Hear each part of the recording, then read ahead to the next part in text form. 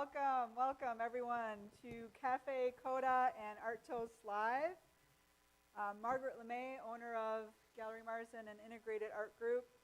Very happy to be here streaming live from Cafe Coda and to be co-hosting the group exhibition from here on out with Cafe Coda. Just a shout out to all of our patrons here. Please social distance safely, keep your mask on unless you're actively eating or drinking. We really care about your well-being. So a little bit about the exhibition. From here on out is an online and gallery exhibition celebrating Black artists and Black lives. And we're located in Madison, Wisconsin at Gallery Marsden at 2345 Atwood Avenue. We are continuing the call for artist submissions on the Integrated Art Group website. This exhibition has been extended to May 2nd, 2021. Our closing reception is that day, Sunday, May 2nd. We'll have live performances by the Hannah John Taylor Artet, artist talks, live painting by the Milwaukee Artists for Racial Justice, and a chance to explore Windows to the Soul, which is a new addition to the exhibition that was also inspired by the murals downtown Madison from last summer. Reserve your tickets ASAP at integratedart.com/shop. Tickets are by donation, but we need to know how many people are coming so we can be compliant with keeping everybody safe. So I do encourage artists to submit their artwork. Integrated Art Group provides art services to an array of clients, from healthcare facilities to workspaces and commercial residences.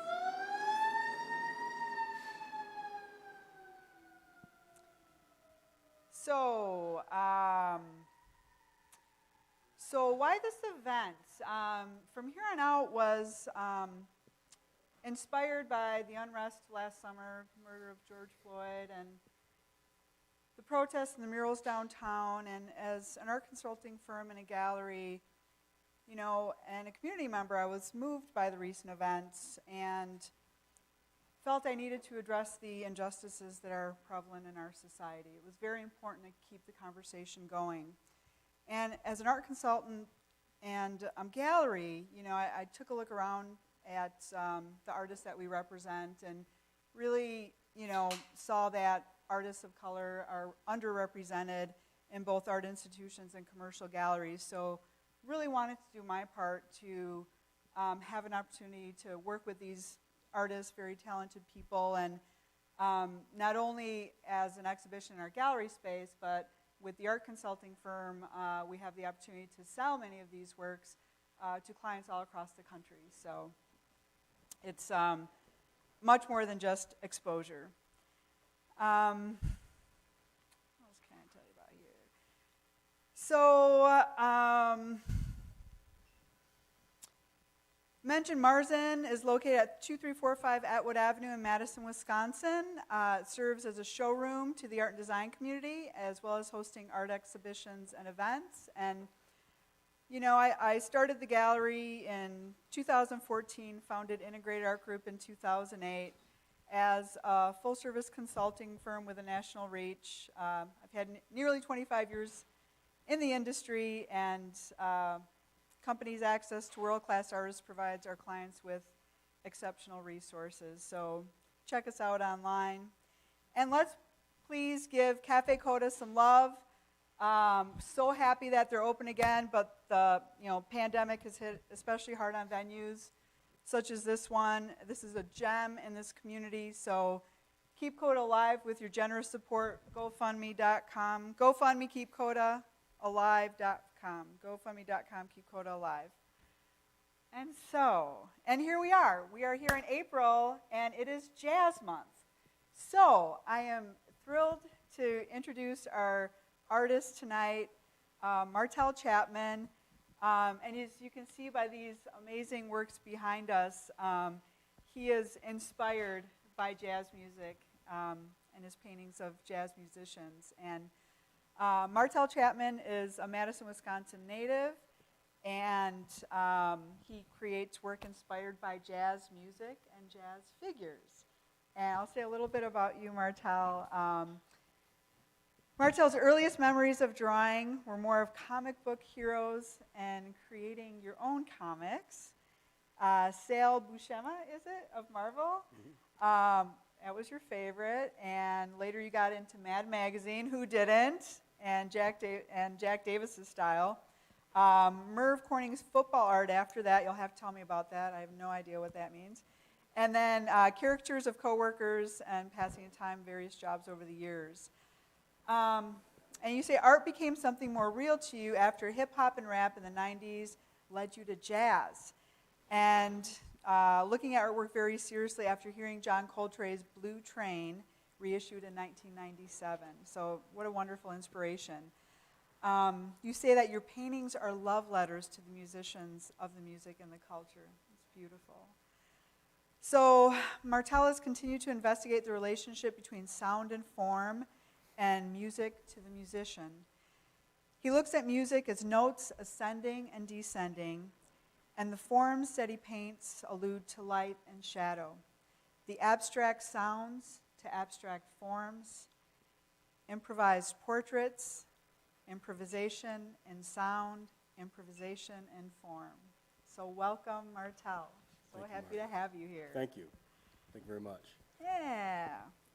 So, what does it mean to you to participate in this event, and what outcomes would you like to see from a show like this or being involved with a gallery like this? Just being a part of, Jazz Month, and being a part of being able to share my art to people that have a love for the music as well. My arts are all dedicated to the musicians themselves. It means, that I'm able to share it, and that's always been, the key for me. My love for the music, the inspiration behind it all, the importance that it has to me, and I'm able to reflect that here today. I'm very fortunate to have this opportunity. Cool. Tell us a little bit about your early influences then. I mentioned a couple of them when I was reading your bio there. So, like as a kid, yeah, like it was comic always books and just seeing the Marvel comics, and then the artists, copying the artists. You get a little older, got into sports, so I started to portray some of the athletes that were some of my favorites. Merv Corning was one of the ones that portrayed watercolors of the athletes that I admired as well. So art has always been, kind of a growth progression for me. Same with music, you grow up in the first maybe you get a record of a kid's 45, and then you get radio that kind of piques your interest, and then start developing your own tastes, like it was Billy Joel when I was in elementary school. Then there's Motley Crue and Iron Maiden, and then hip hop in the 90s was something that I really got into, and it was always those samples they would have with the blue notes that they would use from the reissues back in the 50s and 60s. So you'd hear piano and horn, and those things were always, resonating with me. Yeah. It took me a while before I could get into the full-length albums of Coltrane. Tried a couple cassettes that didn't grab me right away, but it wasn't until '97 when Coltrane's reissue came out, and the cover, that Francis Wolff, the photograph of him in the contemplative with his, finger over his lip and his hand behind his head. It was easy to get drawn into that cover, but the sound was really grabbed a hold.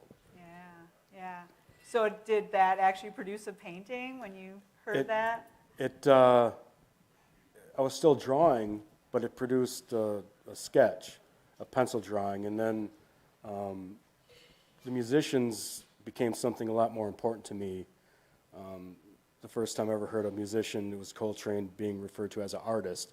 I never really understood that being as a musician from a musical standpoint. Visual artist is what I kind of associated with, so that piqued my interest as well. So, you know, you start learning more about who they were, dive more into their music. I wanted to render them in a little more significant manner than on a piece of paper with pencil. So then I got into, you know, acrylic on canvas, and slowly, you know, developed a little bit of a style on my own, and the canvases grew bigger and bigger, and from that. Did you always work in this more cubist style? I mean, you go very realistic in some of your portraits. And so how did you start out? More abstracted, more realism? More realism. Studying the photography from the Blue Note era, depicting the artists realistically, you know, to learn, you know, kind of just a practice, you know, that discipline. And to hang on my walls. I wanted to like depict, these are the important people to me, so it was going to be a Coltrane portrait, a Monk portrait. They're going to be straight ahead, more realistic, and they're going to be displayed. But, you know, getting into the music and studying biographies and how they developed their own artistic growth, it was always important for them to create their own voice. You know, you can be very disciplined and articulate in your instrument. You can play a note like this or like that, but can you have your own voice within it? So I needed to kind of grow into that idea as well. So cubistic approaches made a lot of sense to me. So if I wanted to, like, you know, learn anything from the musicians, I needed to find my own voice. So cubism ended up being that approach. So like straight lines, you know, like almost like a mathematician's idea of what the music might be put together as. Sure. So I think that's, you know, that's where I started to get an understanding if what I'm listening to, what that might look like. They'd be simplified geometric shapes that I can kind of rearrange and, you know, and kind of put them together in that manner. Yeah. Nice. That's very cool. Have you ever met any of the subjects of your paintings? I've painted, about a year ago, I dropped off a painting for Hana. Oh, that's pretty recent. Yeah. Nice. And gave it to him, and that's the thing too. I mean, the musicians mean so much to me. If I get a following on Instagram, I kind of get piqued to give back a little bit. Yeah. So, and I've known Hana for a while. The first time I came across him, me and a friend of mine were coming down State Street here in Madison, and the City Bar was a downstairs bar. Mm-hmm. And we're walking down there in the afternoon, and I hear this horn. And this is just about, you know, a year or so after I got into jazz. So I was, you know, it was kind of like on my radar. And this heavy sound was coming from this building, and we stopped and we went down. And you walk down the stairs, and then to the left and back was the stage. And right when you walk down, and there was Hana, and it was like the memory right now is larger than life. Him as he is, and the sound that he conveys. It was just, it's still, you know, I get goosebumps that. I mean, the whole idea of that sound coming from a horn, and there it was right in front of me. Mm-hmm. So that's, you know, how I first came across him, and, you know, interacting with him over the years here and there. It's a nice tribute to give him one. Yeah. You know, give him a painting. Well, that's very cool. Yeah. That's a great story. Speaking of which, I want to give a toast again to Hana and Hannah John Taylor. This is Art Toast, and I forgot to toast. So cheers, everybody, and Cafe Coda.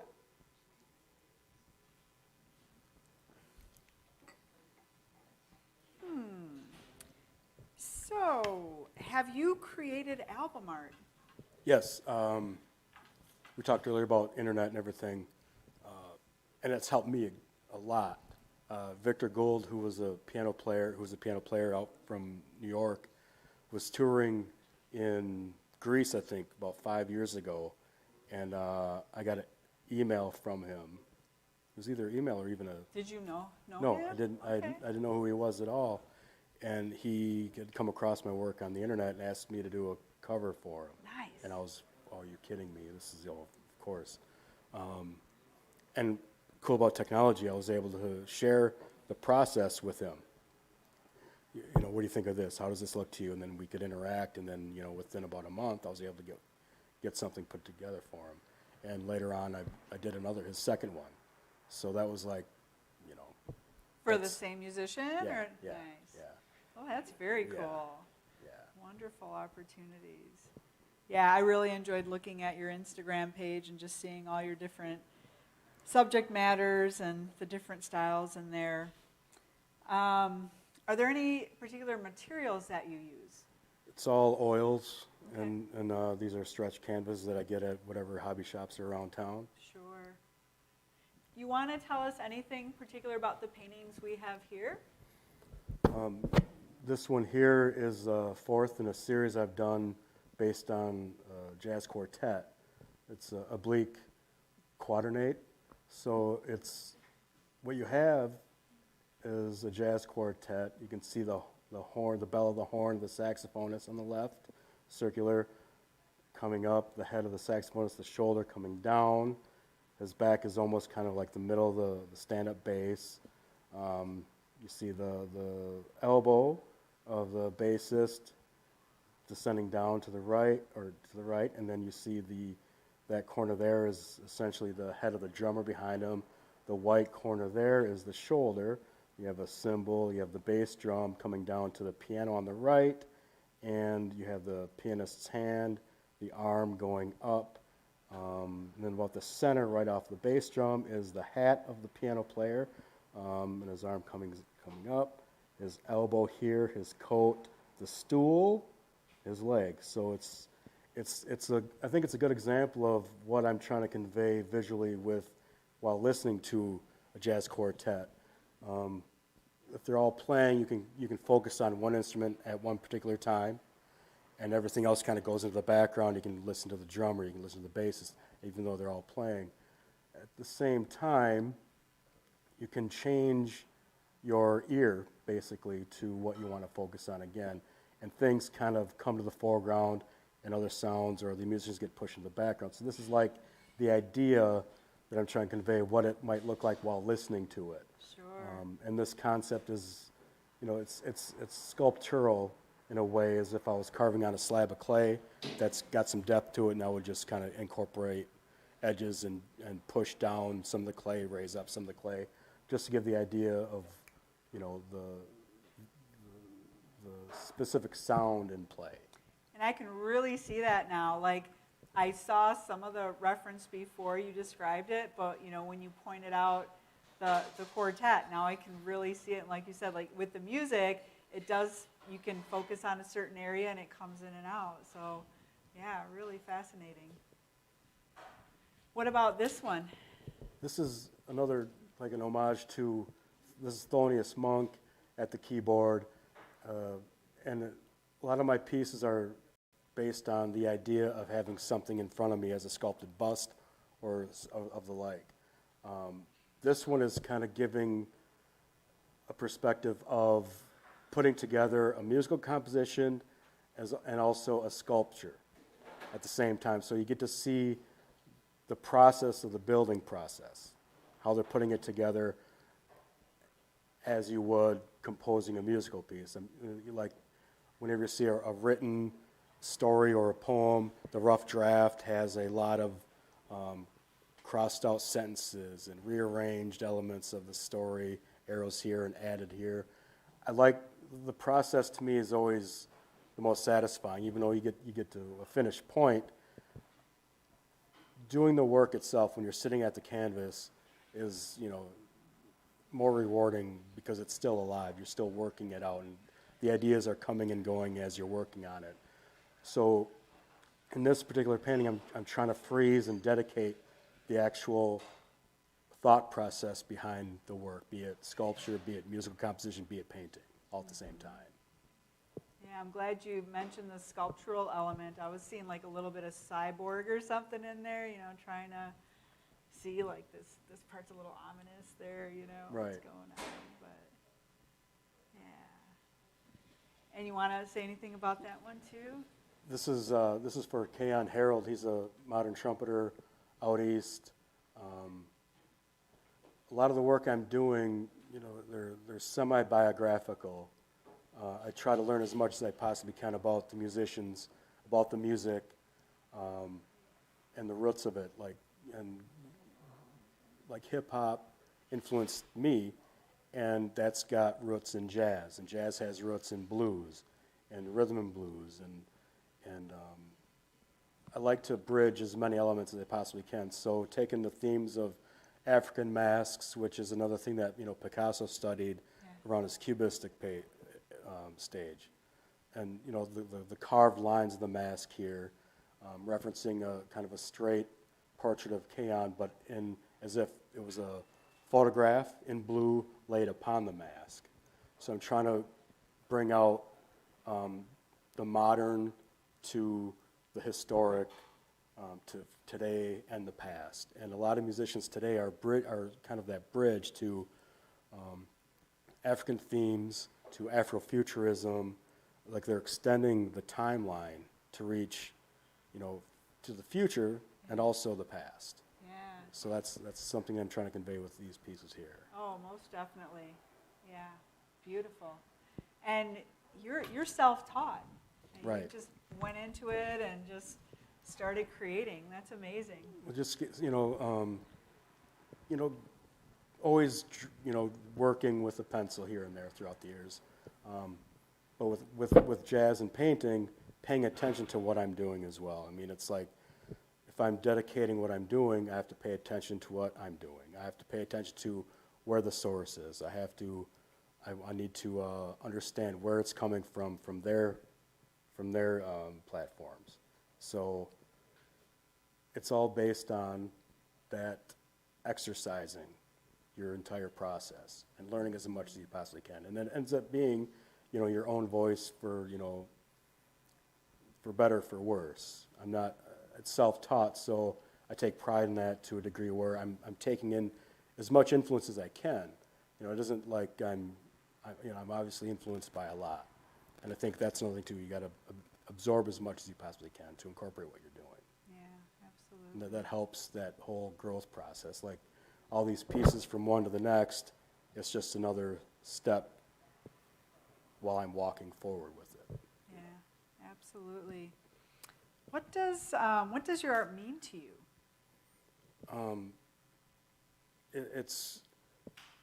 It means that I can express the importance of it. It means that it's a learned thing too. I mean, I think there's ways that people can probably tap into something in their own way, like how they sign their name. What I'm doing here, it means that if it's self-taught, there's things that you can express on your own for your own good or to share. It means that you can actually express yourself in a different manner, outside of your voice, outside of your walk. They're all kind of relating. Yeah. I think everything that everybody does, like this is what I'm able to do. Other people can sing, other people can write. But I think this is just what it means to me is that there's a way that people are able to express themselves if they give themselves time to. Sure. Yeah, I love that intersection with art and music and your translation of it. It's really fascinating. Because jazz itself is really abstract. If their titles are named with words, but you don't hear a word in the song, that kind of piques your interest right away. Well, how do they title this with a word when you don't hear the word at all in the title? Because when you're a kid, I would always try to look to find a song that had the title being sung in it. Then it made sense. Yes. But then where's the title go? Yeah. Right. So it's this wonderment and the search for it, and that kind of allows for the accessibility to the path. That makes sense. How did your interest in creating art begin? Maybe we talked a little bit about that already with the comics and stuff. I think it was just I think it helps, when you get some feedback, even when you're a kid. And if anything gets put on grandma's refrigerator, right? Yeah. That's your validation. And in a way, that's what I'm still trying to get. Trying to make sure it's worthy enough to land on my grandma's fridge, right? Yeah, yeah. I think that's, and just you're getting, well, that looks nice, and then you just keep going, and And grandma's fridge being like Instagram now. And it all is, that, yes, so, yeah, right, yeah, absolutely. exactly, yeah. Yeah, and it sounds like it's, served you well, got Yeah. some cool gigs out of it. Mm-hmm. Who are some of your favorite artists, and who are you influenced by? Like visual or Either one, Oh, yeah. I would so- think both in your case. yeah, well, Picasso kind of solidified sensibilities to me with Cubism. But what allowed me to look at various ways to portray a portrait is John Coltrane and Thelonious Monk. So Coltrane first recorded My Favorite Things in 1961. It was like a 13-minute, pretty long for the time as well. It was like a two-sided LP. By the time, at the end of his career, he recorded for over an hour, for almost an hour in Japan with Pharoah Sanders. So he could take that one theme, that one song, and expand it to that degree. And, Coltrane would talk about his idea of the alphabet. Well, what if you started in the middle of the alphabet and went this way at the same time? So Coltrane's influence to me is there. It's you can look and listen to things differently, and you can apply those thoughts in different ways as well. The fact that he can take that one song and expand it, with Rodgers and Hammerstein's from the musical, dun, dun, dun, dun, dun, and then the theme is always like hovering around. So while you're listening to it, like you went 13 minutes to a half hour to 45 minutes to that hour, each time is different. He's got another horn element in there which will add a little bit different color and form to it as well. But those expansions of the sound itself is what inspires me as much as anything. Thelonious Monk's recordings of his 91 recordings, he would repeat a lot of them over his years, but every time he was performing in whatever concert, they sounded just different enough. You'd still recognize what it was, but he would slow the pace down. He would stretch out a note. Those are things that are still fascinating. Every time you want to listen to one, it sounds a little bit like that, so you can relate to those differences. And those are the two elements of those musicians that allow me to look at portraits differently. I've painted a basic monk portrait about 16 different times, 16 different ways. Wow. You can apply speed to it, like this tempo can change in the performance. Well, I can kind of use that idea into the portrait, and the portrait will look like what it initially did. And then, so the theme is there, the idea is there, but it's abstracted enough to make it a new piece, right? Yeah. Oh, yeah. So I'd love to see those, like, as a series. Yes. Is it like a progression, or? It is in a way, and while I'm doing it, I'm aware of it, and there's ways that it will grow, or change. Let's see, would be incorporate different elements in it, depending on how drastic the original recording changes. But those progressions, it can expand or it can minimize. But I think I need to get through all the steps of the real intense reimagination before I can get down to the root of it. So, I think this is the fourth one I've done for the quartet pieces, and they changed, like I was explaining in the musical form. But there might be a time where, maybe years down the road, where the progression was going to lead to something even less articulate.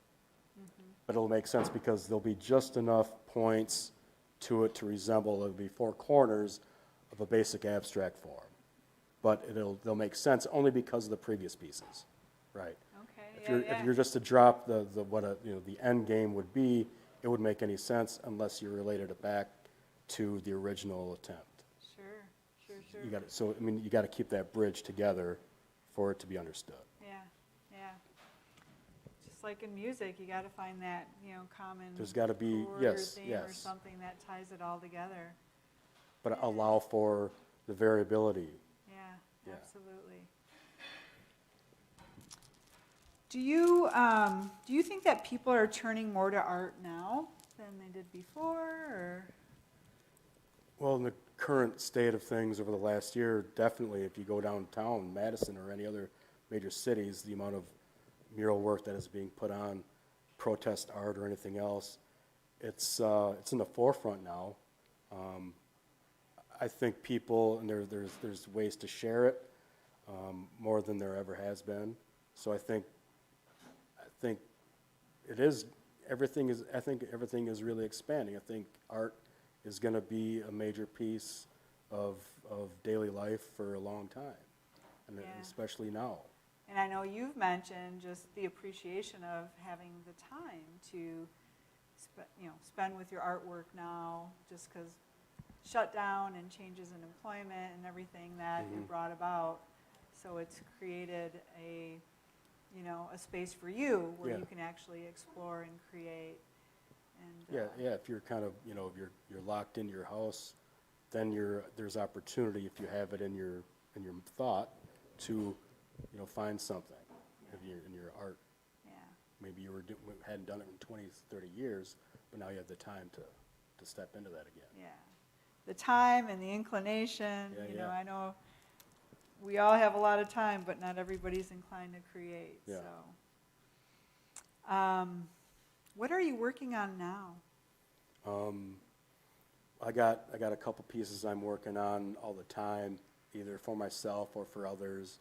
I'm kind of a sucker for, if I get a like musician or a like artist that starts following me, then I'm inclined to do something for them. That's what I did for K-On Herald here. And every now and then I get an actual commission piece. Greg Osby's one I've gifted paintings for because he's a saxophonist that I've listened to since he did a hip hop jazz album in the '90s. That's about where my heyday was as far as musical influence. So I've done work for him just out of appreciation for what they've done. So, like right now, I have like 4 different pieces I'm kind of working on. Even I brought one here that I'm not completely done with, but it's something that, like I said, the process is really great, and I like in stopping the process. Every part, I'll take a shot of, maybe I'll take 12 different photos by the time I'm done with it. But then each step, I enjoy seeing the development, even the initial line work. Because it'll be a sketch on a piece of paper that'll just come to mind, and then maybe the next day I'll put it to canvas. But those first lines are that's where it's most alive. Mm-hmm. So all those pieces that I have going on now are kind of extensions of that idea, either for myself or for others. How do you know when a painting's done? I think some artists struggle with that, how do I keep working on it, or is this... Well, that's why I get multiples on the easel, because I found out that I get to a point where this looks pretty good, but I don't want to have to go back to that and redo that or enhance this. But if I start another piece and maybe a few days later go back to it and say, no, this is done, I'll sign it, it'll be it. It's just a matter of the next piece. If I'm too antsy to get to the next one, then this one is done. Nice. Yeah. So you don't just leave it as a work in progress, maybe I'll go back to it. It's nice to call that. Yeah, I give it about a week to breathe, and then I'm going to sign this up, and that's it. Nice. Yeah. How has your work and your art career evolved? The career, so to speak, isn't really much of one. It's been, working odd jobs, relying on my wife to steady the bill paying with her job, and so I don't really think about that as much as, I'm more content if I'm sitting and I'm doing the work. Things come and go, opportunities come and go, but I can always do the work, and that's the most important thing. And there's some freedom to that too. If I'm working on a collaboration for an album cover, or if I'm working with a musician for what they have in mind, and those are great. Those come and go too. But that's where I want to be. I want to be able to focus on a musician if they have a vision for their album cover work. That's where I want to be. Those are the really, like, I can really zero in on this. I can interact, even without saying a word over the phone. Just in the technology again today is just we can just text back and forth, and then convey something that way. As far as to the art itself, the art that I'm doing itself, it's evolving as I want it to, on a pace that I want it to, that I'm aware of. As far as like monetary, well, that'll come eventually. But do you paint every day, or what's your discipline like? pretty much. Some, even though I might have multiple pieces I'm working on, they both have to dry, so I can't really go back into them until they dry, or if they need to stay wet, I can keep working as they're wet. Depends on how they're laying out. I try to every day. If not, I'm listening to music, or with this pandemic, I've been at home listening to audiobooks on philosophy and everything else. So that's a whole nother scope of things that pique my interest as well, and trying to incorporate those studies into my work also. Sure. Yeah. I'm sure all those influences creep in. Yeah. Do you do commissions? I know you mentioned like the album cover, and what types of commissions have you done, or what would you do? Yeah, I've done pets, friends of mine's pets. I saw that on your some of Instagram. those. Very cool. Yes, those are fun to do, and they like what I'm doing, my geometric approaches, so that's good. Yeah. That I like what you do my dog like that. Okay. Yeah. I've done last names, a married couple's maiden and the man's and the woman's name, and I combine them. Did that for my mom and dad. Cool. So just two paintings, abstract forms that come out to the letters combined. Those are, like I said, anything that, I do commissions whenever something comes up. Sure. And I like the fact that when they do ask for something, they like what I'm doing initially, and I can incorporate something that might, like a dog, that I can actually do something abstractly. Yeah, it's nice to have either the inspiration, or like with the album cover, and a collaboration with a musician that really have some subject matter that you can sink your teeth into. Yeah. Do you go to any like galleries, museums, or websites? In particular, or what social media platforms do you like to view art on, if any? There's like Instagram. There's a lot of artists on there that they share a lot of work, and I look at a lot of theirs. For the past year, you can't really get out to see much. But when I do, those are very inspirational to get into, to see it right in front of you. Like I said, media today, there's ways to learn about artists, to find out more about art. There's so much out there to investigate. Yeah, definitely. And it does seem, even though things are shut down, it does seem accessible by, some of the online technologies and stuff. So, pretty good. I don't know if there are any questions in our chat box or anything. So we've got a question. So you paint in oil, correct? Correct. We're wondering why you choose oil versus acrylic, and how you accommodate that, like in your home, or where's your studio? Studio's up in a spare room. Got a little corner. Don't need too much space. I don't like to be too messy with it. But I tried acrylic when I got into jazz music, and then I slowly got the courage to try oil, and I haven't gone back since. I like the smell of oil. I like the smell of the oil and the linseed and everything else. And just like I said, it's never consistent if I'm working every day on it or not. So I can paint over it. I can texturize. I can use a palette knife. I can scrape away things, and I like to create a illusion of texture anyway in my paintings. So the oil lends itself a lot to that.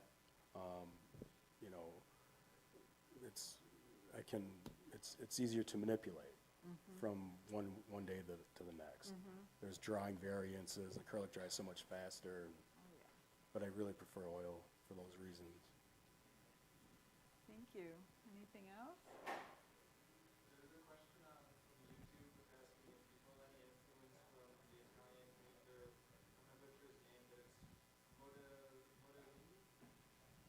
So the question is, do you pull any of your influence from Italian painter Modigliani? Are you familiar with that one? Possibly. There's some, if I'm correct, those were geometric shapes. Wow, I thought they were more portraits. Were they? They were more portraiture, yeah. Were they? Okay, then not as much, no. I would think like Marcel Duchamp, you mentioned Picasso. Duchamp, Picasso. Yeah. De Chiro with the long shadows and Yes. the piece together. Though definitely him. Wilfredo Lam, I like a lot of his stuff, and those are the artists that are kind of like up my alley. Those make sense to what they're doing. Yeah. Do you listen to music while you're painting?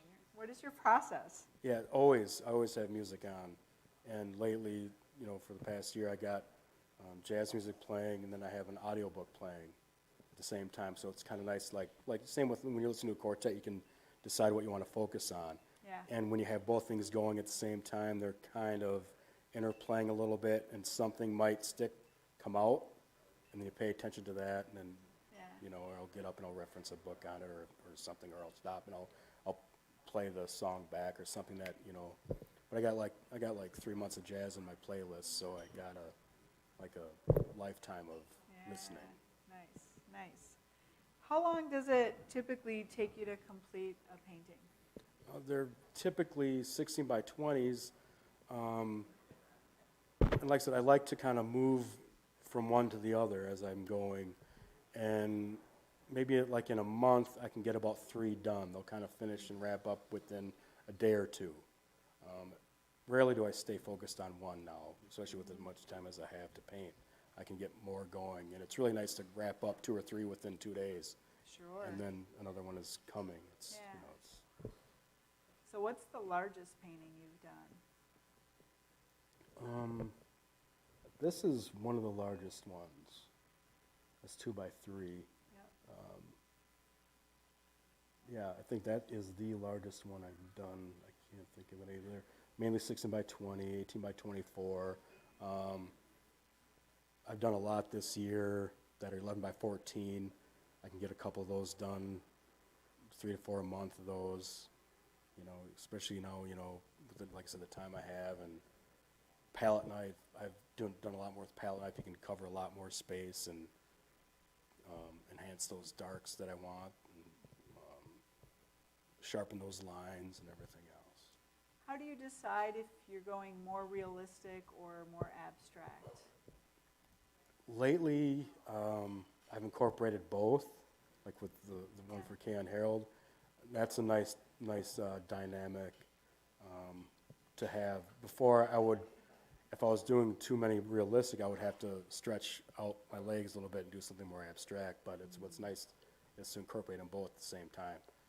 Lately, though, they're mainly abstractions. I don't try to, they're definitely disciplined. Certain artists are very disciplined in hyperrealism, and that is an incredible talent.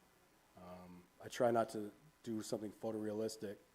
Photographers are, they are doing that, right? And I want to try to do something that hasn't been seen, Yeah.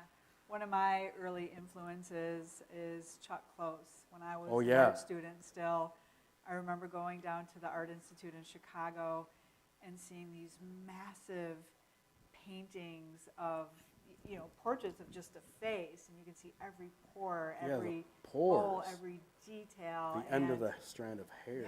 Yes, and it was just fascinating to me, because that's what I'm drawing to, is like the photorealism. I mean, yeah, there are photographers out there, but to be able to recreate that, Yes. you know, with your hand and eye, I find that really fascinating. What so. blew my mind is coming across Chuck Close, and when I opened like a small art book, and I didn't know how big they were originally, so I'm looking, Right. how? What is he using? And you know, Yeah. but they realize that they're like Yeah, massive. massive. Yeah, love going to the galleries. Anything else you want to tell us about? There's a couple more questions. Oh, great. Do you pull any influence from Kandinsky? Do you pull any influence from Kandinsky? Yeah, he had more geometric as well.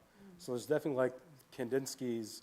If I was to take anything from Kandinsky, it would be like the outer shell or inner workings, like a skeletal system of the work that I do now.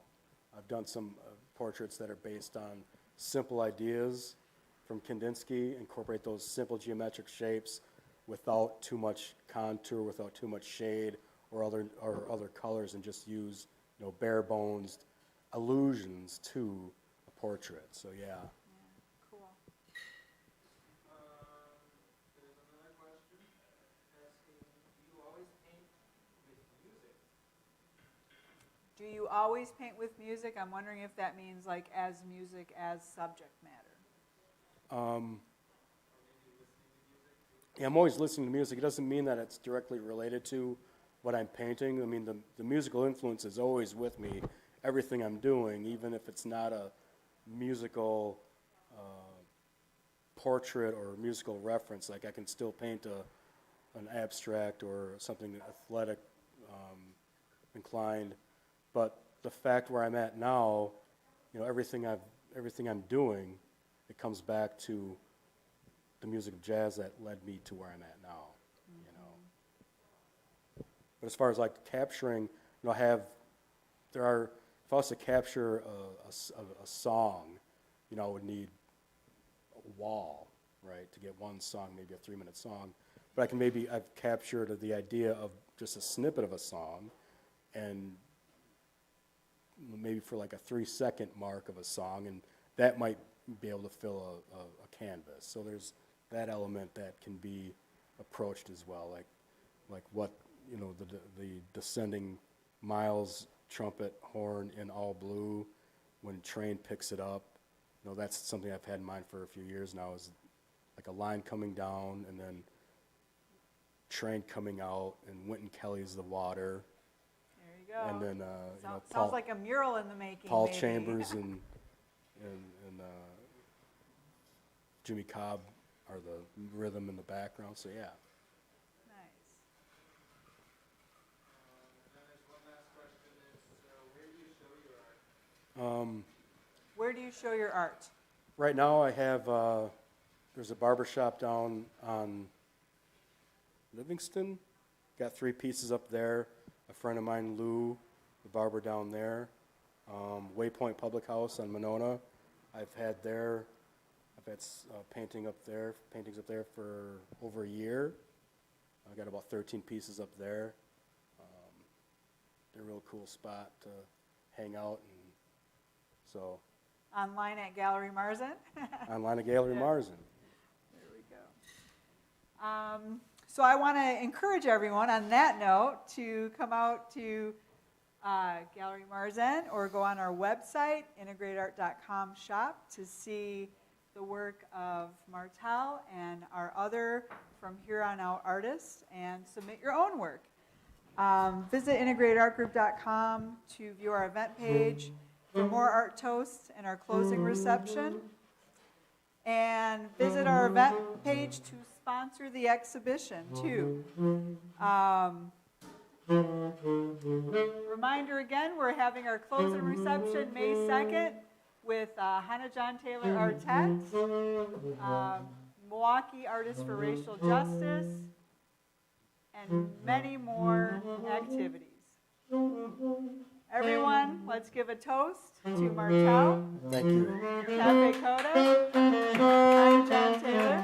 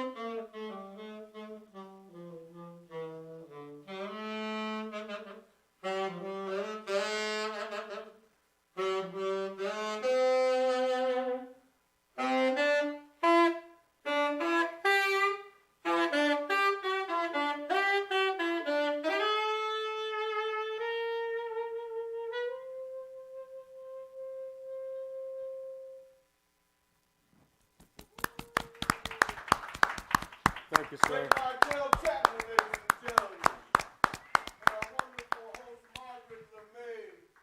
This has been our toast, and you have been here even if it's just in your living room. Thank you so much. And don't forget about GoFundMe.com because that keeps us alive, you dig? And in order for us to keep doing this, we have to be alive, you dig? Okay, so thank you so much, folks. Thank you. All power to the people.